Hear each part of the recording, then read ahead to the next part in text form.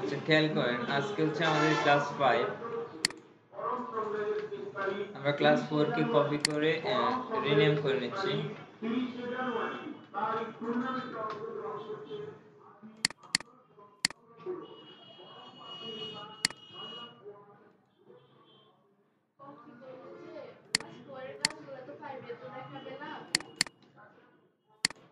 বুঝি নাই 4 এর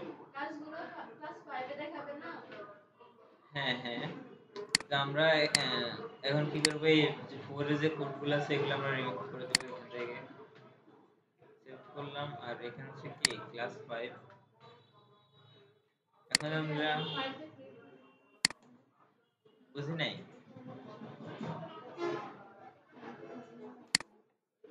আপনার কথা বুঝি নাই।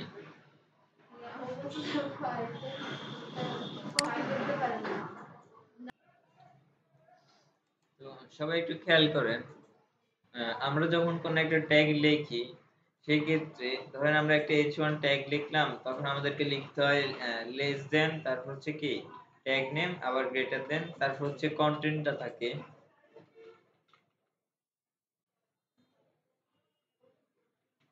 তারপর কি, তারপর আবার লেস দেন স্ল্যাশ এবং ট্যাগ নেম এবং গ্রেটার দেন দিয়ে শেষ হয়। আমরা যদি সেভ করে ব্রাউজারে লোড করি, আমাদের এখানে কি আমাদের লেখাগুলো এখানে শো করতেছে। তো আহ, আহ, গত ক্লাসগুলোতে আমরা শিখছিলাম যে কি অ্যাট্রিবিউট কি না, তো অ্যাট্রিবিউটে এখানে ইউজ করতে হয়। এছাড়াও আমরা বেশ কিছু অ্যাট্রিবিউট শিখছিলাম এর 4 নাম্বার ক্লাস 3 নাম্বার ক্লাসে। তো আজকে আমরা একটা অ্যাট্রিবিউটের কাজ শিখবো, সেটা হচ্ছে স্টাইল অ্যাট্রিবিউট। হ্যাঁ, আমার 4 নাম্বার ক্লাসেও কিছু স্টাইল অ্যাট্রিবিউটের কাজ শিখছিলাম, যেমন হচ্ছে সোর্স অ্যাট্রিবিউটের কাজ 3 নাম্বার ক্লাসে।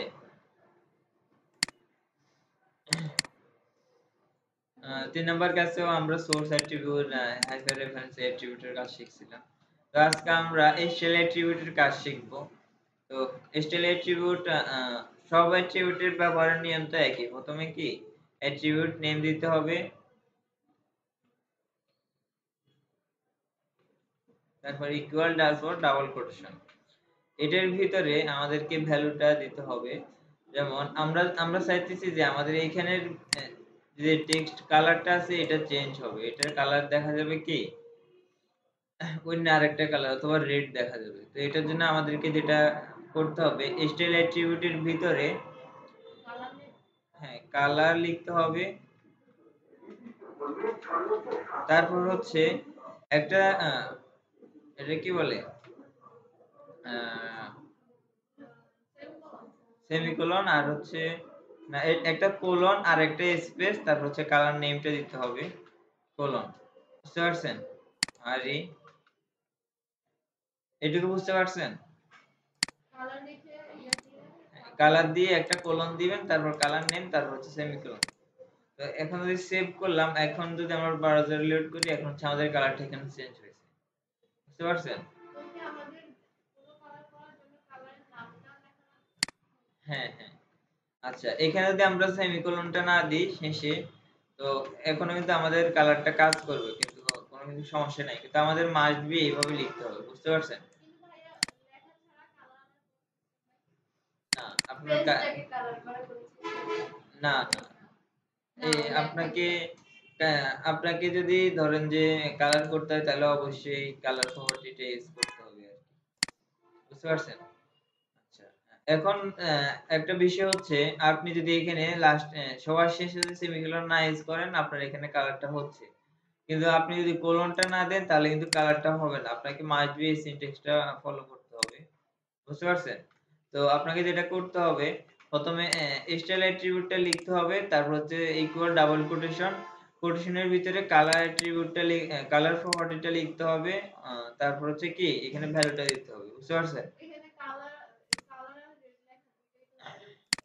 আচ্ছা, এখানে হচ্ছে আমরা HTML এর পর CSS শিখবো না।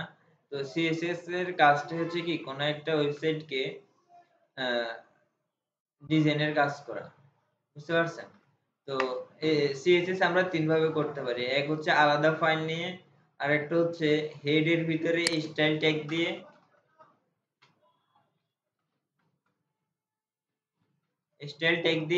আর একটা হচ্ছে স্টাইল অ্যাট্রিবিউটের মাধ্যমে। বুঝতে পারছেন? তো তো আমরা এখন যেটা করতেছি এটা মূলত সিএসএসই, তবে আমরা এইচটিএমএল অ্যাট্রিবিউট কিভাবে ব্যবহার করতে হয় এটা শিখতেছি। বুঝতে পারছেন? অথবা এইচটিএমএল অ্যাট্রিবিউটের মাধ্যমে কিভাবে সিএসএস ব্যবহার করতে হয় এই জিনিসটা আমরা শিখতেছি। তো এখন আমরা এখন এখানে আমাদের যখন কালারের পাশাপাশি আমরা যদি এটার ফন্ট সাইজটা বাড়াতে চাই, হ্যাঁ, তখন আমাদেরকে যেটা করতে হবে, এটার শেষে একটা সেমিকোলন দিতে হবে, তারপর নতুন আরেকটা প্রপার্টি লিখতে হবে, ফন্ট সাইজ,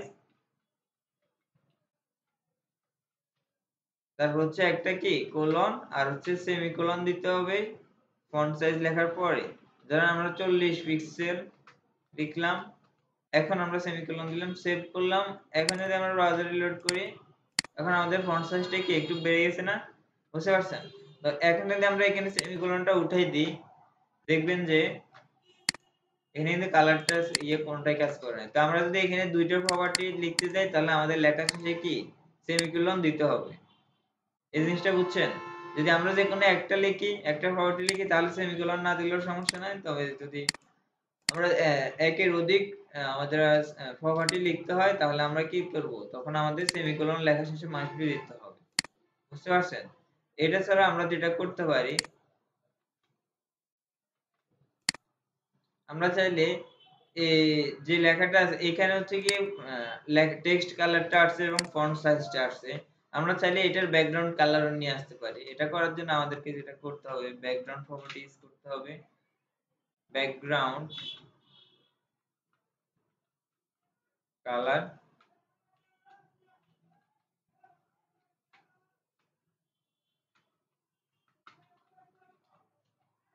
এখন আমরা যদি সেভ দিই এবং ব্রাউজার রিলোড করি, এখন হচ্ছে আমাদের কি ব্যাকগ্রাউন্ডের যে কালারটা আছে এটা চেঞ্জ হয়ে গেছে। বুঝতে পারছেন? এটার পাশাপাশি আমরা চাইলে এখানে একটা বর্ডার নিয়ে আসতে পারি, যেমন হ্যাঁ বর্ডার, বর্ডার। এখানে একটু খেয়াল করেন, বর্ডারের এখানে আমাদের তিনটা ভ্যালু দিতে হবে বর্ডার প্রপার্টির ভিতরে। প্রথমটা হচ্ছে বর্ডারের সাইজ, আমরা যদি এখানে 5 পিক্সেল দিলাম আপাতত। এরপর হচ্ছে বর্ডার স্টাইল, বর্ডার স্টাইল আমরা একটু পরে জিনিসটা বুঝতেছি। আপাতত আমি সলিড যে এটা আছে, স্টাইলটা আছে, এটা আমি ব্যবহার করতেছি, সলিড। আর হচ্ছে এখানে আমাদের বর্ডার কালারটা দিতে হবে। যেমন আমি যদি এখানে একটা কালার দিই লাইম, এখন আমরা যদি সেভ দিয়ে ব্রাউজার রিলোড করি, এখন দেখেন যে আমাদের এখানে একটা বর্ডার দেখা যাচ্ছে না?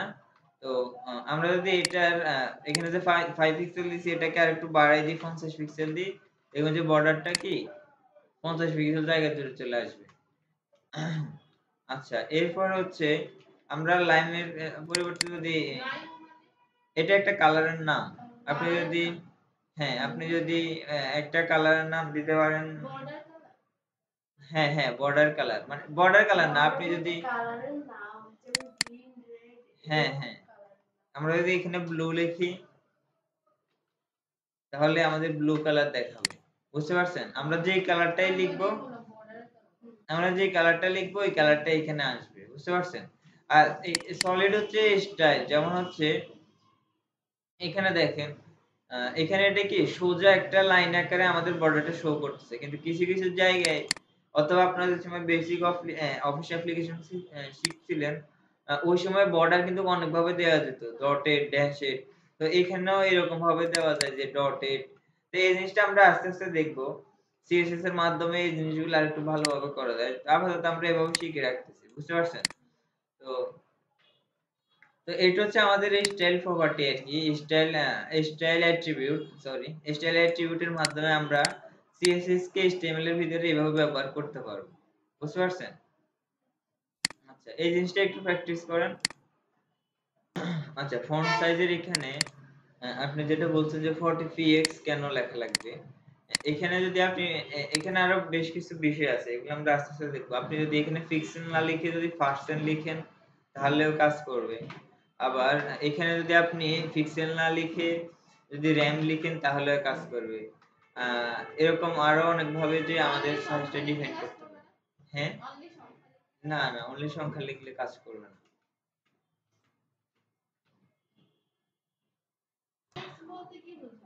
পিক্সেল, হ্যাঁ 5 পিক্সেল হচ্ছে এখানে ধরেন যে এটা সাইজটা ডিফাইন করে আর কি, যে বর্ডার সাইজটা কতটুকু হবে। আর হচ্ছে এটা হচ্ছে বর্ডার স্টাইল, আর এটা হচ্ছে বর্ডার কালার।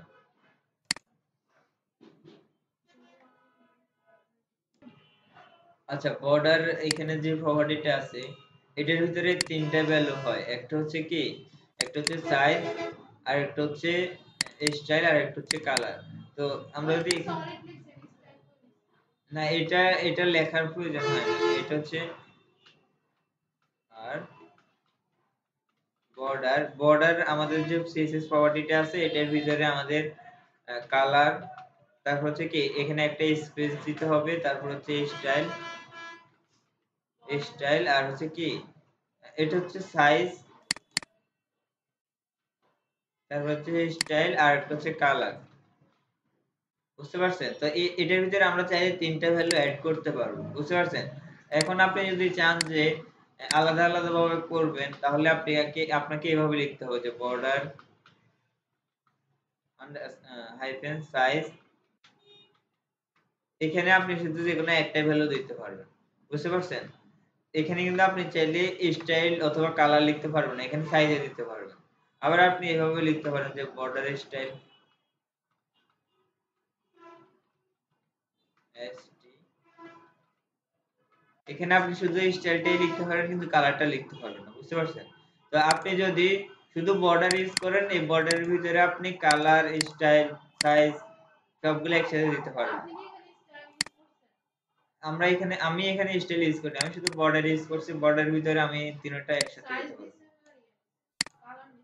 সাইজ, স্টাইল আর হচ্ছে কালার। সলিড এটা হচ্ছে স্টাইল নেম। হ্যাঁ, স্টাইল এটা হচ্ছে সলিড। এখানে যদি আমরা সলিডের পরিবর্তে ডটেড ইউজ করি। আচ্ছা, এগুলো হচ্ছে সিএসএস এর মাধ্যমে আমরা যে সময় আরো করব এই সময় দেখবো। আমরা এখন একটু আগে সলিড ছিল না, এখন আমরা ডটেড করছি। এখন যদি আমরা ব্রাউজার লোড করি, এখন দেখেন এটা কি রকম আসতেছে, একটু ভালো করে দেখেন। এখন আমাদের বর্ডারটা ডট আকারে আসতেছে।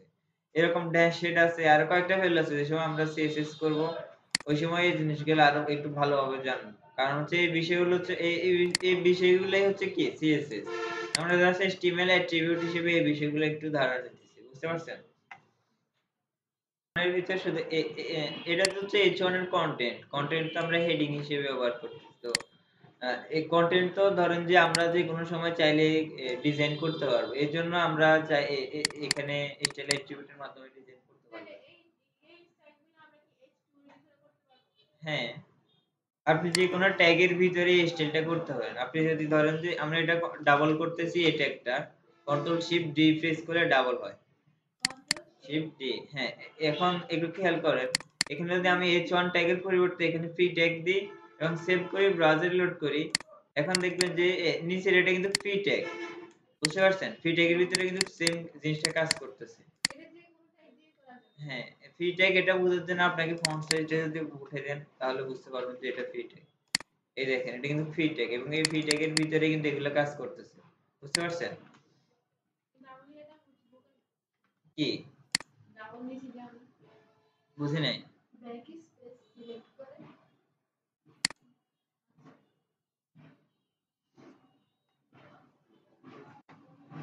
আপনি এই অ্যাট্রিবিউটের মাধ্যমে যে কোনো ট্যাগের ভিতরে আপনি এই ডিজাইনটা করতে পারবেন। বুঝতে পারছেন? হ্যাঁ,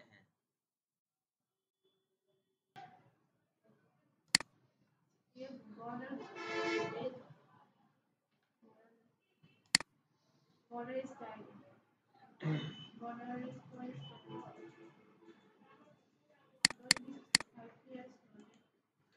আচ্ছা, আমরা একটু মাইক্রোসফট ওয়ার্ডে একটু দেখি।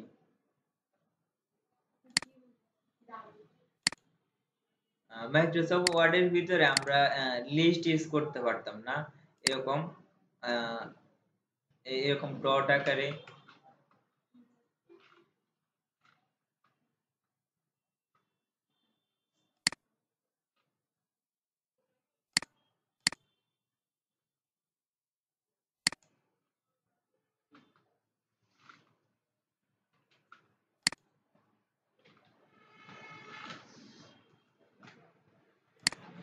মাইক্রোসফট ওয়ার্ডের ভিতরে অথবা মাইক্রোসফট অফিসের যে অ্যাপ্লিকেশন গুলো আছে এগুলোর ভিতরে আমরা এরকম লিস্ট ইউজ করতে পারি, তাই না? তো আমরা HTML এর মাধ্যমেও আমাদের ওয়েবসাইটে এরকম লিস্ট তৈরি করতে পারবো। তো একটু খেয়াল করেন, এখানে একটু পার্থক্য আছে। এটার ভিতরে আহ, এখানে এই লিস্টের ক্ষেত্রে আমাদের যেটা হয়, এখানে কিন্তু 1 2 অথবা ABCD এরকম সংখ্যা লেখা আছে না? কিন্তু এখানে কি লেখা আছে? এখানে কিন্তু কোনো সংখ্যা লেখা নেই। এখানে কি ডট দেওয়া আছে, অথবা আমরা চাইলে কিন্তু এই ডট গুলো চেঞ্জ করতে পারবো। এখানে হ্যাঁ হ্যাঁ, উপর থেকে সিলেক্ট করলে আসে। তো HTML এর মাধ্যমেও কিন্তু আমরা এগুলা আমাদের ওয়েবসাইটে শো করতে পারি। কোনো একটা ধরেন যে কোনো একটা লিস্ট করবেন আপনি, ওইখানে আপনি এরকম একটা সিম্বল বুঝতে পারছেন? তো এরকম লিস্ট নিয়ে আসার জন্য আমাদের যে ট্যাগটা ইউজ করা হয় সেটা হচ্ছে ইউএল অথবা ওএল। ইউএল অথবা ওএল ট্যাগটা ইউজ করা হয়, বুঝতে পারছেন? ইউএল এর মানে হচ্ছে আনঅর্ডার লিস্ট, আর ওএল এর মানে হচ্ছে অর্ডার লিস্ট। বুঝতে পারছেন? আনঅর্ডার লিস্ট বলতে আমরা বুঝাচ্ছি এই সিম্বল গুলা যেগুলাতে কোনো প্রকার সংখ্যা দেওয়া থাকে না, অথবা এবিসিডি ক খ গ, হ্যাঁ, অথবা রোমান চিহ্নর যে বিষয়গুলা চিহ্নগুলা আছে, 1 2 রোমান চিহ্ন 1 2 3 4 5 আছে না, এগুলা।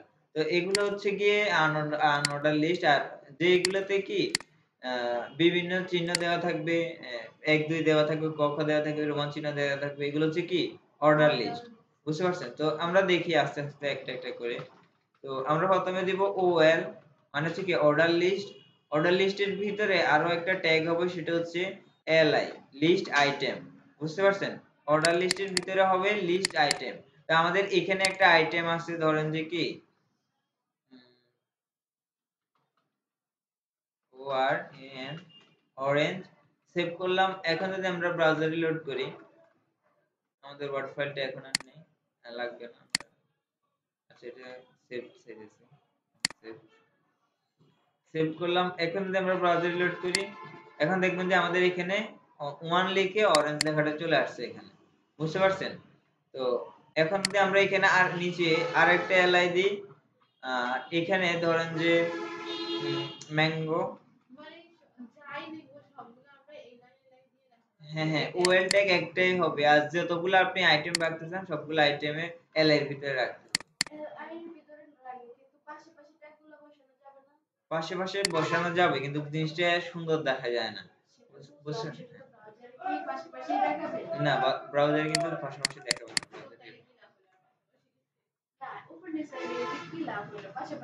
আচ্ছা, এখানে লাস্ট ক্লাসে আমি একটা জিনিস বলছিলাম যে কিছু কিছু ট্যাগ আছে ডিসপ্লে ব্লক, কিছু কিছু ট্যাগ আছে ডিসপ্লে ইনলাইন। আপনার মনে আছে? আচ্ছা, এখানে হচ্ছে গিয়ে ডিপ, হ্যাঁ, ডিপ হেডিং ফি ট্যাগ হচ্ছে ডিসপ্লে ব্লক। আর এখানে ওএল এলআই, হ্যাঁ হ্যাঁ, আমরা এই দেখেন এখানে ফি ট্যাগ ইউজ করছি না? তো এখানে লেখা অল্প, এটা চাইলে কিন্তু এখান থেকে শুরু হতে পারতো। এটা কি নিচ থেকে শুরু হয়েছে, তার মানে কি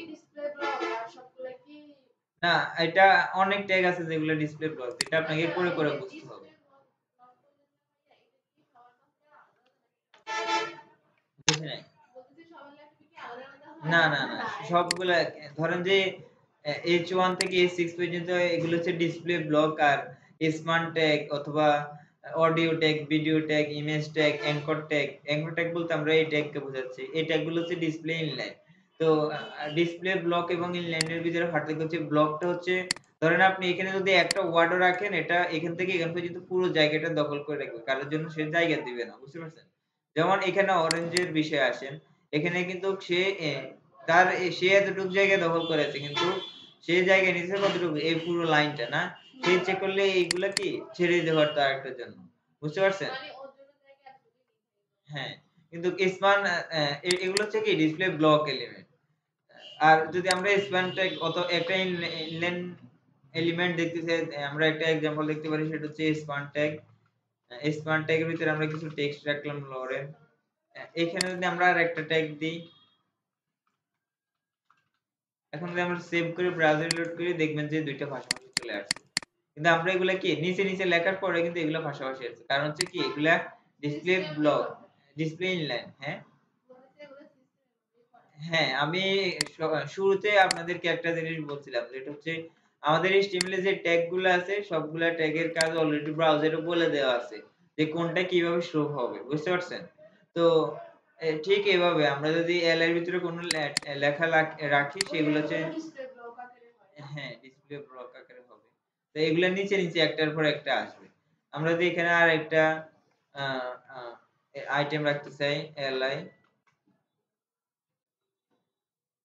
ব্যানানা সেভ করলাম। এখন যদি ব্রাউজার রিলোড করি, এখন ৩ নাম্বার আইটেমটা এখানে আসছে। বুঝতে পারছেন? আচ্ছা, এরপর হচ্ছে এটা হচ্ছে অর্ডার লিস্ট। এরপরে আমরা যেটা শিখবো সেটা হচ্ছে আনঅর্ডার লিস্ট। আনঅর্ডার লিস্ট আনার জন্য সেম নিয়ম, শুধু আমাদের OL এর পরিবর্তে UL লিখতে হবে। তারপর এই ট্যাগটার ভিতরে UL শুরু হয়েছে এবং শেষ হয়েছে, এই ট্যাগটার ভিতরে আমাদের লিস্ট আইটেম, লিস্ট আইটেমের ভিতরে আমাদের যে আইটেম গুলো আছে অথবা আইটেম নেম গুলো আছে এগুলো আমরা লিখে দিব।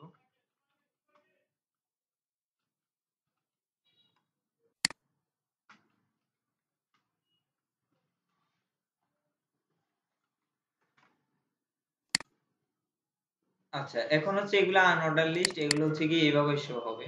এখানে কোনো ধরুন যে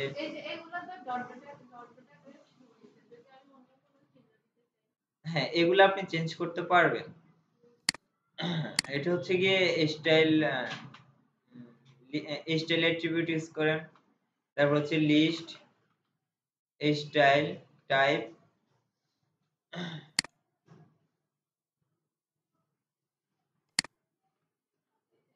স্কয়ার সেভ করলাম। এখন যদি ব্রাউজার রিলোড করেন দেখেন যে এটা কিন্তু শুরুতে গোল ছিল না, এখন এটা স্কয়ার হয়েছে।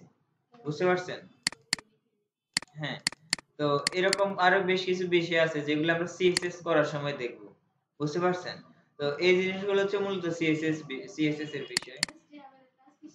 না, HTML এর কাজ শেষ না। HTML এর কাজ হচ্ছে এটাকে ডিসপ্লে করানো। বুঝতে পারছেন? তো ডিজাইনের কাজটা আসলে CSS এর। যেমন হচ্ছে আমরা স্টাইল অ্যাট্রিবিউট এর মাধ্যমে তো এগুলো আনছি। তো স্টাইল অ্যাট্রিবিউট এর মাধ্যমে স্টাইল অ্যাট্রিবিউট টা কি CSS এর একটা অংশ। CSS আমি আবার বলছি, CSS আমরা ৩ ভাবে করতে পারি। একটা হচ্ছে অ্যাট্রিবিউট এর মাধ্যমে, একটা হচ্ছে হেড এর ভিতরে স্টাইল ট্যাগ ব্যবহার করে, আর একটা হচ্ছে আলাদা ফাইল, আমরা একটা আলাদা CSS ফাইল নেব।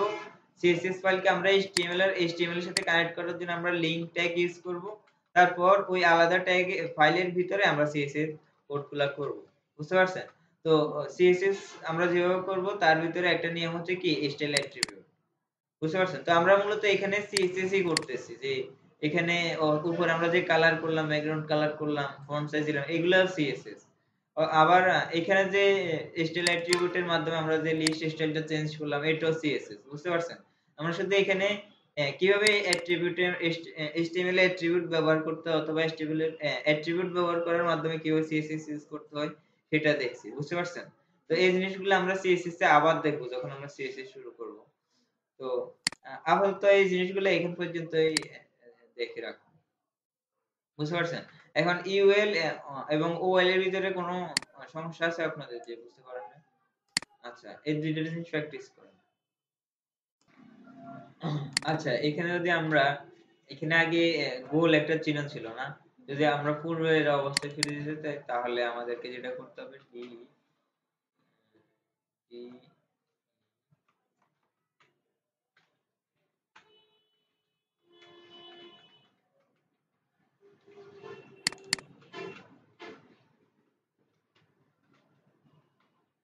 এই ভ্যালুটা দিতে হবে। আমরা এখন ব্রাউজার রিলোড করলে এটা কি আবার আগের মতো চলে আসছে। DISC।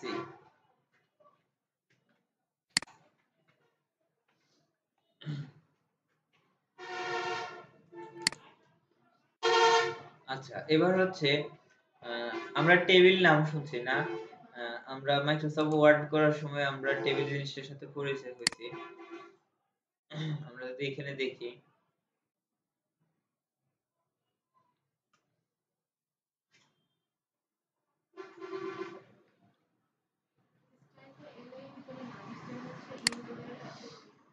এখানে ইনসার্ট ট্যাবের ভিতরে আসলে এখানে টেবিল যদি আমরা ক্লিক করি তাহলে এভাবে কি আমরা টেবিলগুলা এখানে শো করতে পারি। বুঝতে পারছেন? তো আমরা চাইলে HTML এর মাধ্যমে এরকম একটা টেবিল তৈরি করতে পারবো। বুঝতে পারছেন? তো এখানে আমরা একটা টেবিল তৈরি করি, এটা আমরা HTML এর মাধ্যমে কি ডিজাইন করব। তো ধরেন যে আমরা ইনসার্ট এর ভিতরে আসলাম, টেবিলে আসলাম, এখানে আমরা 3টা ট্যাব রাখলাম এভাবে। তো এখানে হবে আইডি, রোল,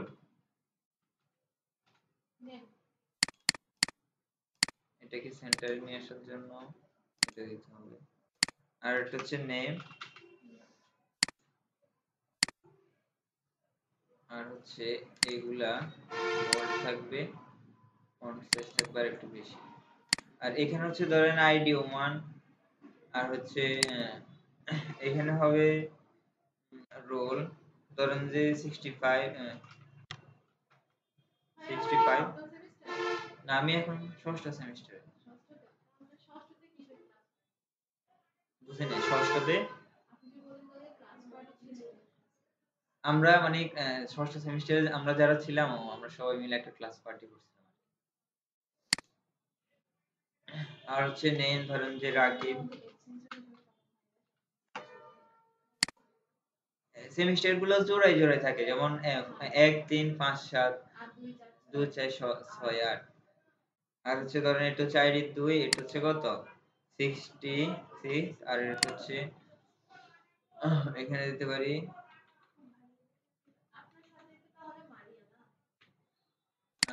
আমি মারিয়া চিনি না মানে, না মারি, হ্যাঁ আমি পাশে। আচ্ছা এখানে আমরা একটা টেবিল তৈরি করছি, এটা আমরা ধরেন যে HTML এর মাধ্যমে করব। তো টেবিল তৈরি করতে হলে আমাদেরকে সবার আগে যেটা করতে হবে সেটা হচ্ছে আমাদেরকে টেবিল ট্যাগটা ইউজ করতে হবে। টেবিল ট্যাগ বুঝতে পারছেন? তো টেবিল ট্যাগের ভিতরে আমাদের দুইটা অংশ থাকে, একটা হচ্ছে টি টি বডি, আর আরেকটা হচ্ছে কি টি টি হেড। বুঝতে পারছেন? টি হেড বলতে আমরা যে জিনিসটা বোঝাচ্ছি এটা হচ্ছে হেডিং জিনিসটা, আইডি রোল নেম এই জিনিসটা, বুঝতে পারছেন? আর টি বডিটা হচ্ছে এখানে আমাদের যে ভ্যালুটা নিচে আসবে এটা, বুঝতে পারছেন? এই ধরেন যে এখানে আইডি 1 2, আবার রোল এখানে 65 70 নাম দুইটা, এগুলো হচ্ছে আমরা ধরেন যে বডি হিসেবে ধরছি। আর হচ্ছে টি হেড হচ্ছে কি আমাদের এখানে আইডি, আমরা এটাকে আমরা সোজা কথায় বলতে পারি যে টাইটেলকে আমরা হেড হিসেবে ধরছি, আর আর যে ভ্যালু গুলা থাকবে, হ্যাঁ এটা হচ্ছে আমরা বডি হিসেবে ধরছি। বুঝতে পারছেন? তো টি বডির টি হেডের ভিতরে আমাদেরকে যেটা করতে হবে, প্রথমে যে ট্যাগটা দিতে হবে টি আর, টি আর এর ভিতরে যে ট্যাগটা আছে টি এইচ টেবিল হেডিং, আর টি হেডের ভিতরে আমাদের এখানে আইডিটা হবে আইডি। তো এখন একটা আসছে, এরপর হবে রোল, এজন্য আমাদের আবার টি এইচ ট্যাগটা দিতে হবে। এরপর আবার যদি আমরা নেমটা দিতে চাই তাহলে আমাদের নেম, প্রথমে টি এইচ ট্যাগ দিতে হবে, তারপর নেম। বুঝতে পারছেন? তো এরপরে এখন আমরা যদি এটার আউটপুট দেখি, এটা এরকম আসছে, এখানে কিন্তু কোনো বর্ডার আসে নাই, বর্ডারের বিষয়টা আমরা একটু পরে দেখব। এরপরে এখন আমাদের হেডিংটা আসছে, আমাদের বডি নিয়ে আসতে হবে। বডি নিয়ে আসতে হলে আমাদের লিখতে হবে কোথায়, টেবিল হেডিং এর বাইরে যে আমরা বডির ট্যাগটা নিছি এটার ভিতরে টি আর টেবিল রো, আর হচ্ছে এটার ভিতরে আমাদেরকে এখানে হচ্ছে T head T S table heading, এখানে হবে টি ডি টেবিল ডাটা। বুঝতে পারছেন? তো আমরা আমাদের এখানে আছে কত 1 টেবিল টেবিল ডাটা 1 1, এরপর হচ্ছে 65 এটা রোলের ভিতরে আসবে। তো টি ডি রোল 65, আর হচ্ছে কি টি ডি রাকিব। বুঝতে পারছেন? তো এখন একটু খেয়াল করেন, এটা নিচে নিচে চলে আসছে না? এখন যদি আমরা নিচের যে রোটা আছে এই রোর ডাটা নিয়ে আসি, নিয়ে আসতে হলে আমরা যদি এখানে টিডি দিয়ে যদি 2 লিখি তাহলে 2 লিখি তাহলে দেখবেন যে এটা কিন্তু নিচে নিচে আসে না, এটা পাশে চলে গেছে। বুঝতে পারছেন? তো নিচে নিচে নিয়ে আসতে হলে আমাদেরকে যেটা করতে হবে সেটা হচ্ছে আমাদেরকে আলাদাভাবে আরেকটা টেবিল টি আর ট্যাগ নিতে হবে, টেবিল রো, এরপরে টিডি নিচে নিচে আসবে না, কারণ হচ্ছে টেবিল টি আর দিয়ে বোঝাচ্ছে একটা রো। বুঝতে পারছেন? তো এটা সব সময় একটা রো এইভাবে যাবে। বুঝতে পারছেন? আর একটা রো এর ভিতরে অনেকগুলা টেবিল ডাটা থাকতে পারে, যেমন একটা দুইটা তিনটা। আর হচ্ছে আমরা যদি সেভ করা হয় নাই, আমরা যদি নিচ দিয়ে আরেকটা ধরেন যে ডাটা শো করাতে চাই, তাহলে আরেকটা রো নিতে হবে, রো এর ভিতরে আবার টিডি নিতে হবে, এখানে আমাদের আবার ডাটা ইনসার্ট করতে হবে। এখানে হচ্ছে 66 টিডি সেভ করলাম। এখন যদি আমরা ব্রাউজার রিলোড করি, এখন আমাদের ডাটাটা এইভাবে আসছে, বুঝতে পারছেন? যে আমাদের এখানে এখনো কোনো বর্ডার আসে নাই। বর্ডার নিয়ে আসতে হলে আমাদেরকে যেটা করতে হবে, টেবিল ট্যাগের ভিতরে, এইটা খেয়াল করবেন, টেবিল ট্যাগের ভিতরে একটা অ্যাট্রিবিউট ইউজ করা লাগবে, সেটা হচ্ছে বর্ডার। একটু আগে আমরা যে বর্ডার ইউজ করছি, এটা হচ্ছে সিএসএস প্রপার্টি, বুঝতে পারছেন? এখন আমরা যে বর্ডারটা ইউজ করতেছি, এটা হচ্ছে কি অ্যাট্রিবিউট, বুঝতে পারছেন? না, এটা হচ্ছে প্রপার্টি। সিএসএস প্রপার্টি যে বুঝবেন যেভাবে এখানে যে প্রপার্টি নেম লেখার পর একটা কি এটার কোলন দেওয়া থাকবে, আর শেষে একটা কি ডাবল কোলন, আর এটা হচ্ছে সেমিকোলন দেওয়া থাকবে, বুঝতে পারছেন? আর একটা অ্যাট্রিবিউট শুরু হয় কি দিয়ে, নেম ইকুয়াল ডাবল কোটেশন দিয়ে, বুঝতে পারছেন? তো আমরা এখন 1 পিক্সেল বর্ডার চাইতেছি। এখন যদি আমরা সেভ দিই এবং ব্রাউজারে লোড করি, এখন দেখেন যে আমাদের এখানে বর্ডারটা চলে আসছে, বুঝতে পারছেন? আচ্ছা,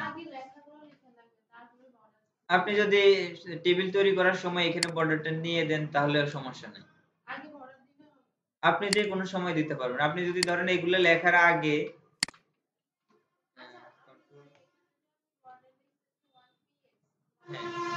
1 পিক্সেল, এটা সাইজটা বলে দিছি আমি।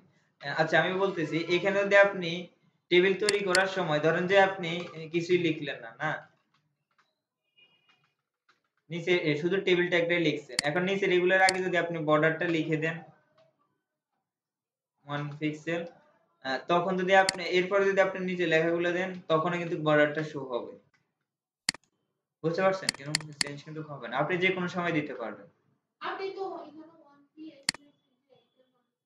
এটার মানে হচ্ছে বর্ডার সাইজটা আমরা বলে দিছি আর কি, যে এখানে বর্ডার সাইজ, এখানে যদি আমরা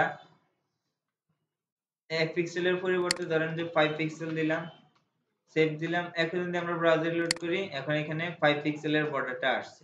তো এখানে একটা সমস্যা আছে, যেটা হচ্ছে আমাদের বর্ডারটা এখানে ডাবল ডাবল দেখা যাচ্ছে। একটু যদি আমরা জুম করে দেখি, এখানে ডাবল বর্ডার দেখা যাচ্ছে। তো এটা আমরা টেস্ট করব একটু পরে। তো আমরা যেটা করতেছিলাম সেটা হচ্ছে এরকম একটা টেবিল তৈরি করতেছিলাম, না? তো এরকম একটা টেবিলে আমরা সমস্ত ডাটা নিয়ে আসছি এবং বর্ডারও নিয়ে আসছি। এখন আমরা চাইলে টেবিলের ভিতরে উইডথ অ্যাট্রিবিউটের মাধ্যমে আমাদের বর্ডারের যে সাইজটা আছে, এই সাইজটা আমরা বলে দিতে পারবো। ধরেন আমরা এখানে 500 পিক্সেল বলে দিলাম, সেভ করলাম। এখন যদি ব্রাউজার রিলোড করি, এখন আমাদের কি বর্ডারটা ডানে বামে কি বড় হয়েছে, না? বুঝতে পারছেন? উইডথ দিয়ে সবসময় ডানে বামে বড় হয়, আর হাইট দিয়ে উপরে নিচে বড় হয়, বুঝতে পারছেন? কিন্তু আমরা যদি এখানে হাইটটা দিতে চাই, ধরেন যে এই দুইটা যে এই যে আমাদের এখানে ফিল্ড গুলো আছে, এগুলোর যদি আমরা হাইট বাড়াতে চাই, তাহলে আমরা এখানে বাড়াবো না, টেবিলের ভিতরে বাড়াবো না, আমরা হাইটটা বাড়াবো টি এইচ এর ভিতরে হাইট।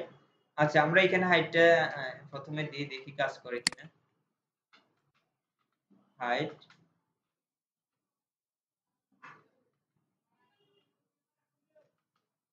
ইকুয়াল ডাবল কোটেশন, এখানে ধরেন যে 500 পিক্সেল। আচ্ছা, এখানে কাজ করছে, তবে হাইটটা টেবিলের ভিতরে ইউজ করা হয় না ম্যাক্সিমাম সময়, হাইটটা টিএইচ এর ভিতরে ইউজ করতে হয়। অথবা আপনি যদি চান যে এখানেও দিতে পারবেন, এখানেও দিতে পারবেন, সমস্যা নেই, বুঝতে পারছেন? আচ্ছা, আচ্ছা, ধরেন যে আমরা টেবিলটা এরকমই রাখতে চাইতেছি, বুঝতে পারছেন? তো এখন আমরা যেটা করব সেটা হচ্ছে এখানে যে ডাবল লাইন দেখা যাচ্ছে, এগুলো আমরা সিঙ্গেল করব। এটা করার জন্য আমাদের ডাবল দেখাই, এটা হচ্ছে টেবিলের বৈশিষ্ট্য। এখানে ডাবল দেখে, এটা কোনো সমস্যা না। যদি আপনি টেবিলটাকে ইউজ করে বর্ডার 1 পিক্সেল দেন, এটা এরকমই আসবে, বুঝতে পারছেন? তো এটা ঠিক করার জন্য আমাদেরকে যেটা করতে হবে সেটা হচ্ছে বর্ডার কলাপস, এটা হচ্ছে সিএসএস এর মাধ্যমে আমাদেরকে ঠিক করতে হবে। তো সিএসএস ইউজ করার জন্য আমাদের কোন প্রপার্টি ইউজ করতে হবে? Style property, style attribute, I am sorry, style attribute. Style অ্যাট্রিবিউটের ভিতরে আমাদের একটা প্রপার্টি লিখতে হবে, সেটা হচ্ছে বর্ডার কলাপস, আর ভ্যালুটা হবে কলাপস। সেভ করলাম। এখন যদি ব্রাউজারে লোড করি, এখন দেখেন যে এটা সিঙ্গেল হয়ে আছে, সিঙ্গেল হয়ে গেছে, বুঝতে পারছেন? আচ্ছা, এরপর হচ্ছে আপনি যদি সবগুলা টেক্সটকে মাঝামাঝি নিয়ে আসতে চান, তাহলে টেবিলের ভিতরে যদি text line FN L I line equal double quotation, এটার ভিতরে যদি সেন্টার লেখেন, সেভ দেন এবং ব্রাউজারে লোড করেন। এখন আচ্ছা, এটা এখানে কাজ করে নাই, এটা আশা করি ফুজিটা হেডিং এর ভিতরে দিতে হবে, এটা এখানে কাজ করে নাই। আমরা যদি ধরেন যে ওয়ান লেখাটা এখানে লেফট সাইডে আছে না, আমরা যদি এটাকে আইডির মতো মাঝখানে নিয়ে আসতে চাই, তাহলে আমরা টিডি এর ভিতরে text align equal double quotation centre,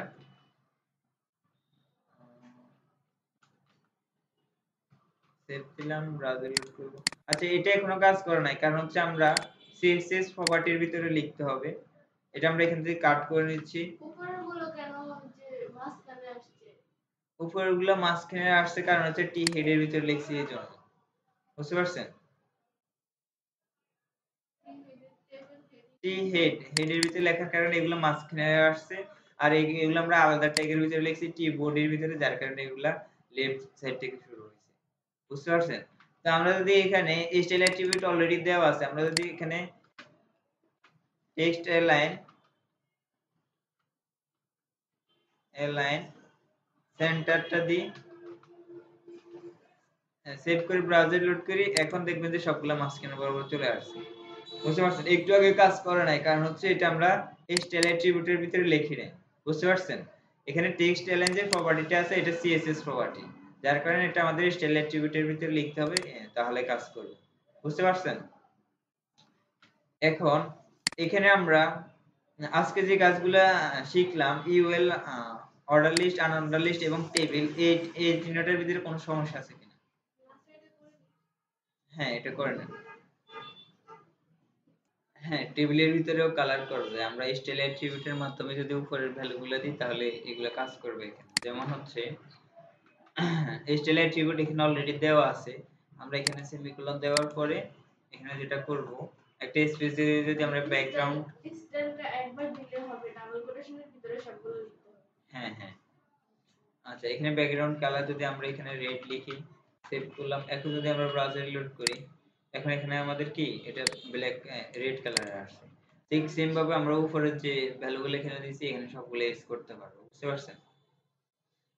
আমরা সিএসএস করার সময় এখানে যে স্টাইলটা আছে বর্ডারের, টেবিলের বর্ডারের স্টাইলটাও চেঞ্জ করতে পারবো। হ্যাঁ, ওটাও করা যাবে।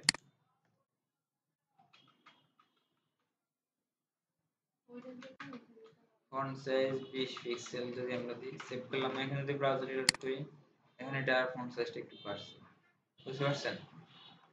আচ্ছা, তো আজকে আমাদের ক্লাসটা এখান পর্যন্তই রাখতেছি। আশা করি যে কয়েকটা ট্যাগ নতুন শিখছেন, এগুলা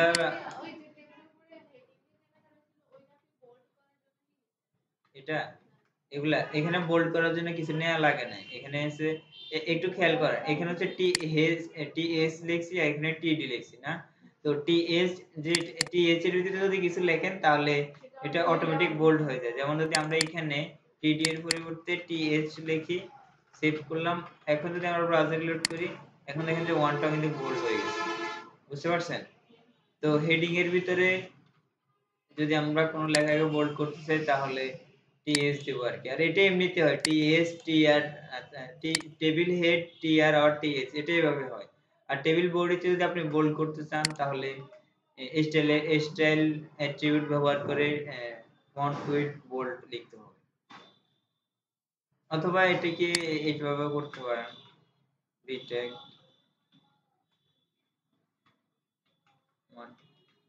সেভ করলাম, এখন একটু বোল্ড হয়ে গেছে। বিটেক এর কাজ তো আমরা করছিলাম আগে, না? তো এটাই ব্যবহার করতে পারেন। তবে আমরা যেভাবে করব সেটা হচ্ছে সিএসএস দিয়ে টিডি কে ধরবো, টিডি কে ধরার পর আমরা ফন্ট ওয়েট যদি বোল্ড দিয়ে দিই তখন সে এই সবগুলো একসাথে কি বোল্ড হবে, আলাদা আলাদা করে। যখন আমরা সিএসএস শিখবো তখন আর আমরা এইভাবে বি ট্যাগ ইউজ করে তো আলাদা আলাদা ভাবে বোল্ড করার অনেক সময় প্রয়োজন হচ্ছে। তখন আমরা কি করব, সিএসএস ইউজ করে টিডি কে ধরবো, টিডি কে ধরে একটা টিডি কে ধরে যদি আমরা ফন্ট উইথ বোল্ড লিখে দিই তখন সবগুলা টিডি তে এটা কাজ করবে। হ্যাঁ, এটা সিএসএস আমরা যে সময় করব ওই সময়। আর হচ্ছে আজকে ক্লাসটা আমরা এখানে রাখতেছি। আর নেক্সট ক্লাসে শনিবারে আমাদের ক্লাসটা হবে। শনিবারে টেবিলের আরো বেশ কিছু বিষয় আছে, এগুলো আমরা আলোচনা করব এবং টেবিলের মাধ্যমে কিভাবে একটা ওয়েবসাইট লেআউট তৈরি করতে হয় এটা শিখব। বুঝতে পারছেন? তো আজকের ক্লাসটা আমরা